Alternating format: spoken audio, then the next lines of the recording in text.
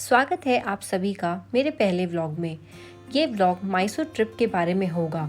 मैसूर को silk city के नाम से भी जाना जाता है। यहाँ हम सबसे पहले मैसूर पैलेस के बारे में बात करेंगे, जो कि इंडिया का सेकेंड मोस्ट विजिटेड प्लेस है।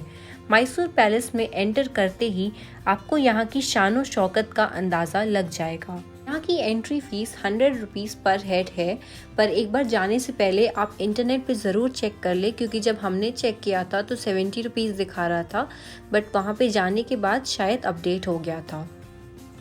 मैसूर पैलेस का कंस्ट्रक्शन 1897 में स्टार्ट हुआ था और इसे बनने में लगभग 15 साल लग गए। एंटर करते ही आपको खूब सारे आर्टिफैक्ट्स दिखेंगे और साथ ही में एक अटेंशन का सिंबल, जिसमें ये लिखा रहेगा कि आप अपनी टिकट प्रिजर्व करके रखें, क्योंकि कहीं पे भी टिकट्स चेक हो सकती हैं। उसके बाद आता है रॉयल अंबारी, जिसका वेट 750 केजीज है और इसमें गोल्ड का अमाउंट लगभग 80 केजीज है।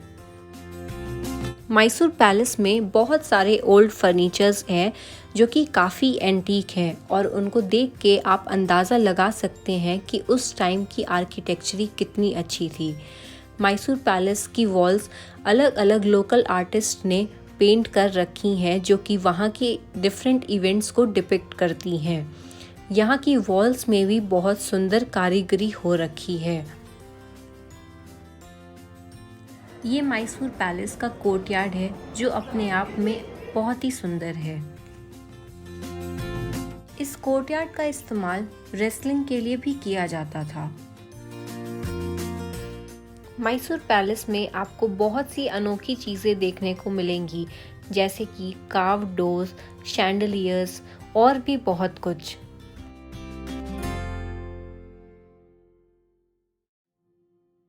इसके बाद हमने उस रूम में एंट्री की जहाँ पर आपको रॉयल फैमिली की बहुत सारी पेंटिंग्स दिखाई देंगी। ये पेंटिंग्स काफ़ी पुरानी है। यहाँ पे काफ़ी सारी पेंटिंग्स 18th सेंचुरी की भी हैं। यहाँ पर आपको वोडेयार डायनेस्टी की भी पेंटिंग्स दिखाई देंगी, जिन्होंने मैसूर पे लगभग 7 सेंचुरी तक राज किया था।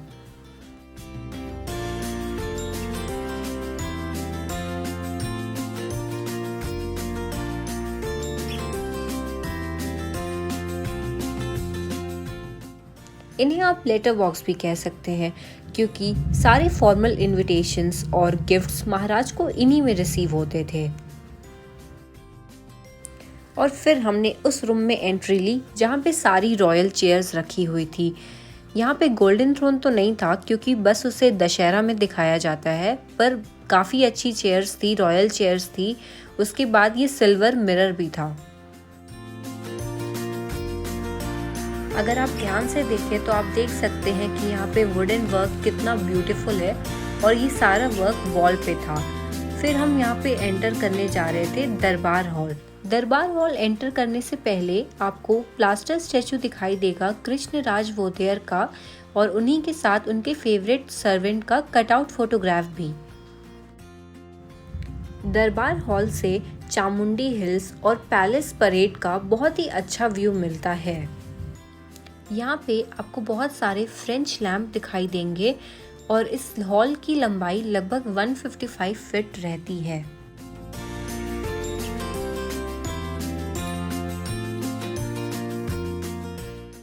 दरबार हॉल को पब्लिक ऑडियंस हॉल भी कहा जाता है।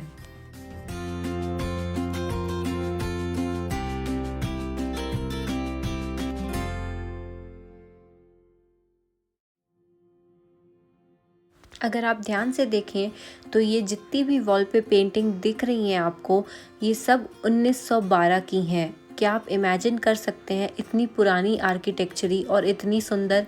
उसके बाद हम एंटर करते हैं प्राइवेट दरबार हॉल में, जो अपने आप में बहुत ही सुंदर है।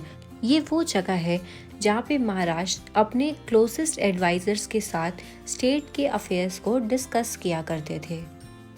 इसके बाद एक रूम है जहाँ पे काफ़ी छोटे छोटे डोर है, पर उससे पहले आप उसके बगल का सिल्वर डोर ज़रूर नोटिस करिएगा, जिसके डोर पे आपको दिखाई देगा कि बहुत ही सुंदर आर्ट वर्क है।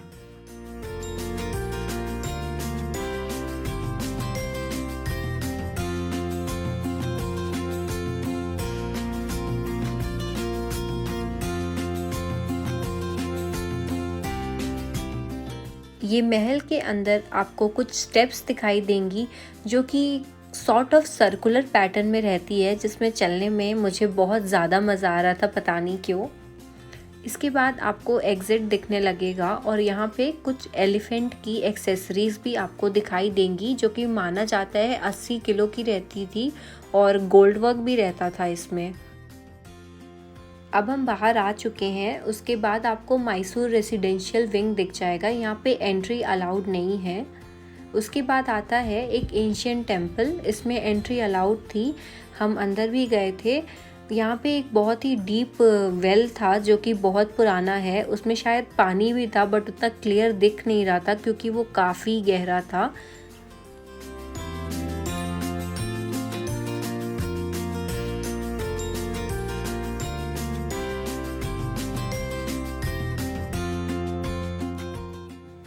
यही वो एंशियंट वेल है।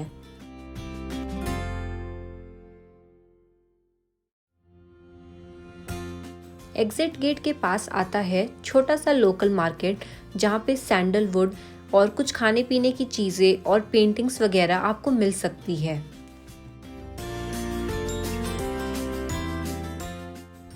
और यहाँ ख़त्म होता है हमारा मैसूर व्लॉग। होप कि आपको मेरा वीडियो पसंद आया हो। अगर पसंद आया हो तो please like, share, comment and subscribe to my YouTube channel and stay tuned for more videos.